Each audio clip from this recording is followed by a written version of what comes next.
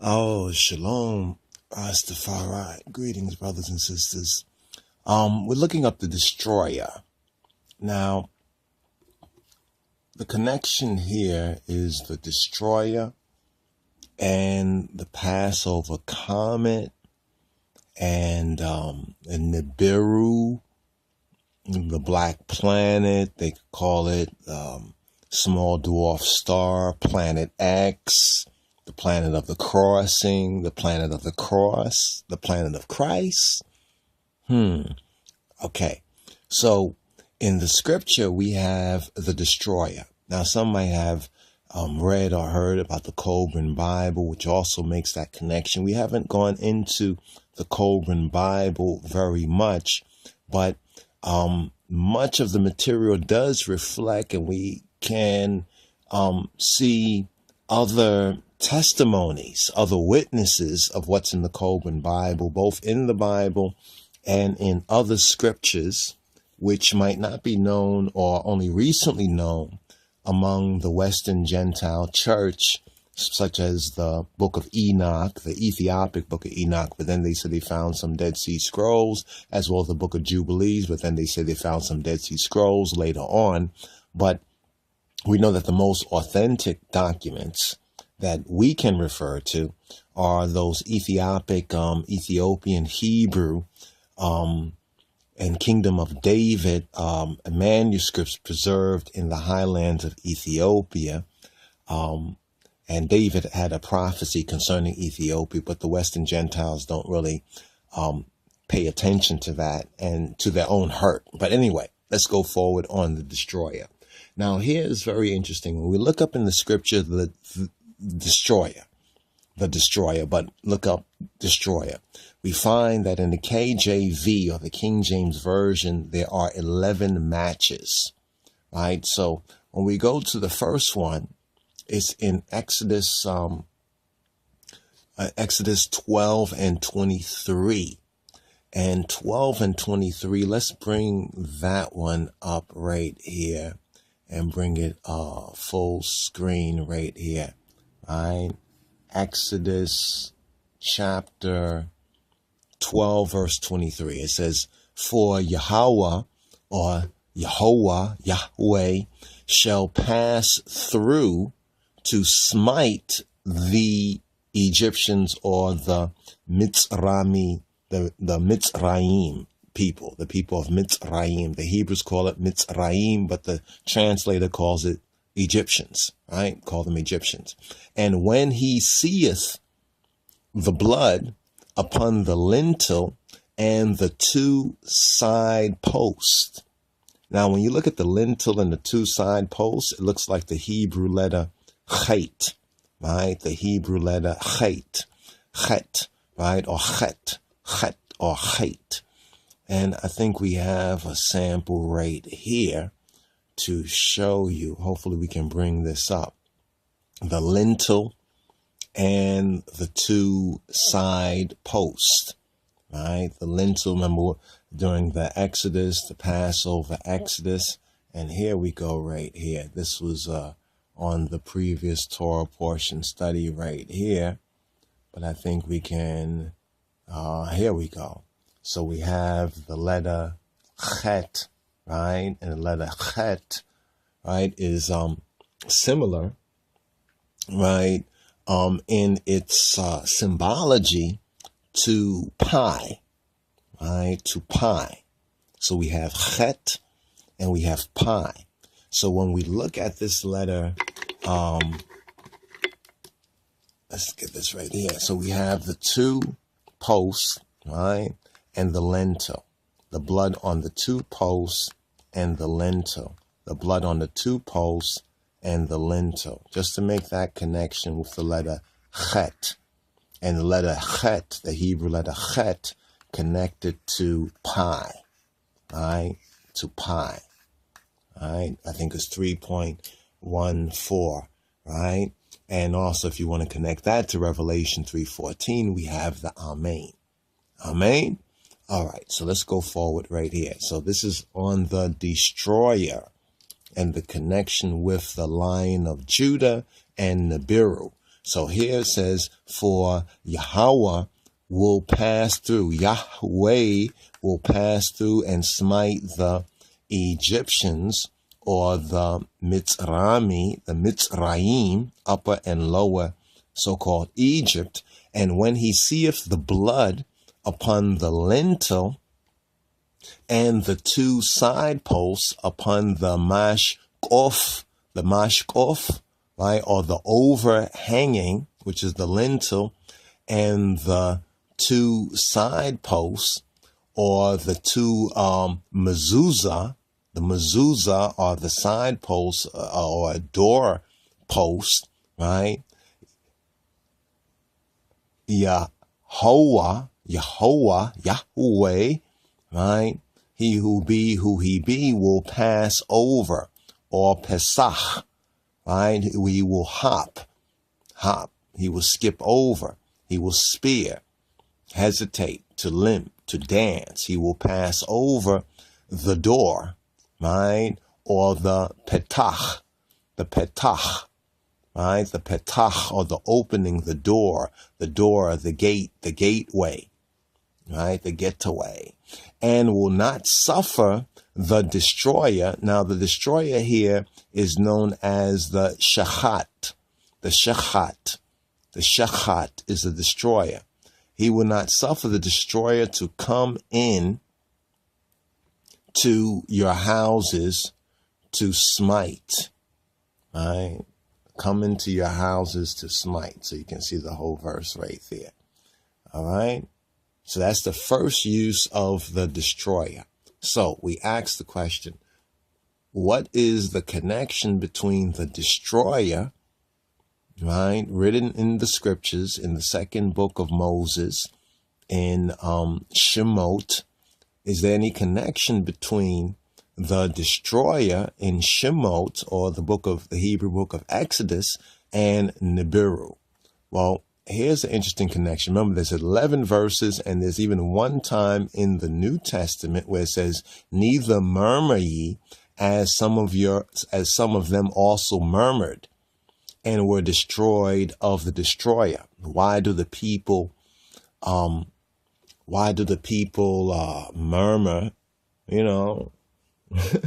Why do they imagine strange things? Why do they murmur? So it's interesting that we have in the Old Testament, why do the heathens rage and the people imagine vain things, but they really murmur, right? Now, when we go to Jeremiah, I think it's in Jeremiah. I think the verse is in Jeremiah, right? We have Jeremiah chapter 4, verse 7. So let's bring up this verse right here. And here's the connection with the lion. And we know that the lion also has a connection with the constellation of Ariel, or of the heavenly lion, right? Witness of the Stars, E.W. Bullinger. That's a very good book to help to give one a Bible scripture-based context of the heavens. The heavens has a very important story. Psalm 19 says that the heavens declare the glory of God, of Elohim, Baruch Hu, and the firmament sheweth his handiwork. Day to day out of speech, night to night showeth knowledge. Very important, right? But what they have done is superimpose a kind of a Greco-European, a Greco-Roman mythology, right? A Gentile worldly mythology over that. And that's what you have in the so-called zodiac, right? But notice this right here. Jeremiah chapter 4, verse 7 says, the lion is come up. Notice this right here, the lion, right? And the lion, the Hebrew word right there is the Ari, right? The Ari, right, is come up from his thicket, right? And the Hebrew word for thicket is sobek. Remember sobek? Sobek. Remember the Yahweh Yireh, Jehovah Jireh, Abraham sacrificing his son, and the ram that was caught in the sobek. The ram was caught in the thicket. So the lion is come up, the Ari is come up from his thicket, and the destroyer, the Shachat, right, the destroyer of the Gentiles. Remember, the age that we are in presently, brothers and sisters, is known as the times of the Gentiles. Right? That's the news that they didn't find fit to print. Right? So this world age is known as the times of the Gentiles. The Anglo-European world age, the present world age. So in all this new world order, old world order, all of that, what they keep missing is that this is the times of the Gentiles, because the Anglo-Europeans represent the head of the Gentiles. We are in the times of the Gentiles. So Jeremiah chapter 4 and 7 says that the lion, right, the Ari, right, the lion is come up from his thicket or his sobek, and the Shachat of the Goyim is on his way. And this is exactly what they have been disclosing to us concerning Nibiru, and many have witnessed this all over the earth, and they don't know what this is, right? All they can give you is their own eyewitness or the camera photos of whatever, that they see. But here the scripture has already revealed to us. This is why it says that we are not to be dismayed at the signs of the heavens like the Goyim, like the Gentiles. So Nibiru is the destroyer of the Gentiles. Let's ask that question. Is Nibiru the destroyer of the Gentiles? According to the scriptures, yes. He is gone forth from his place to make thy land desolate. And we already are seeing the weather effects, the changes that have gone on, even in the jet stream, and the desertification, the lack of rains in certain areas, the earthquakes in various places, and all of that, making the land, right, or the inhabitable land unlivable or desolate, right? And thy cities, right, even Hollywood, right? Hollywood has shown you a lot of this already, right? And thy cities shall be laid waste without an inhabitant. Isn't this in tune with that prophecy? This is why I wanted to touch on this from before.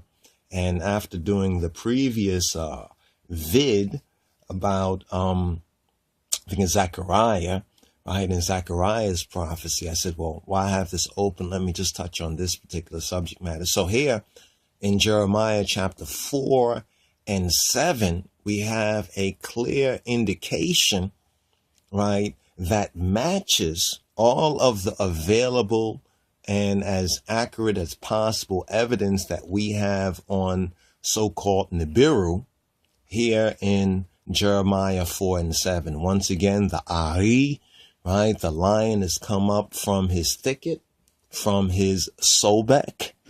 Remember the thicket, Abraham, Jehovah, Jireh, Yahweh provide, and he provided that ram.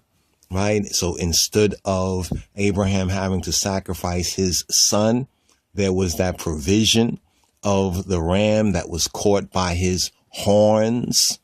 Right. See, horns is a big thing. Oh, look at the horns of the beast, the horns, right? Right. And the El Canudo and all that. They lift up their horn. Lift not your horn up. So the lion has come up from his thicket, and the destroyer, the Shachat, right, of the Goyim, of the Gentiles, ending this age, the end of the age. What is this age called? From Yah's way, from Jah's way, truth and life, from the Bible, it's called the times of the Gentiles. Who are the Gentiles?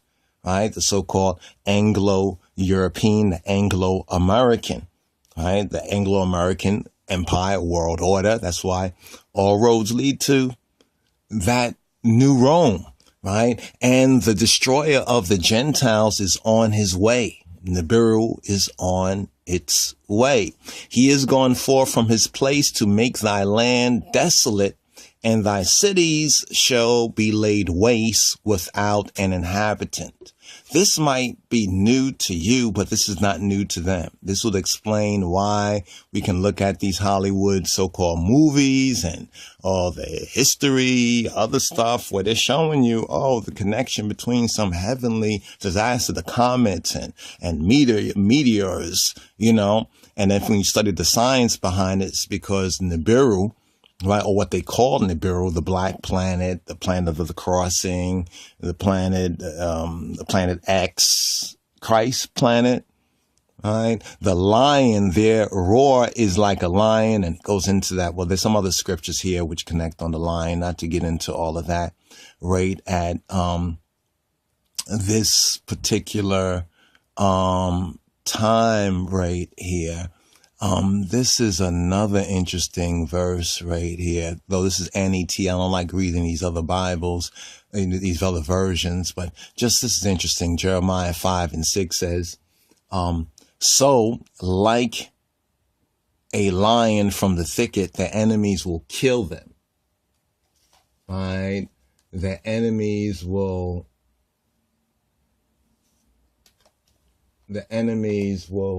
kill them. The enemies will kill them like a wolf from the desert. They will destroy them like a leopard.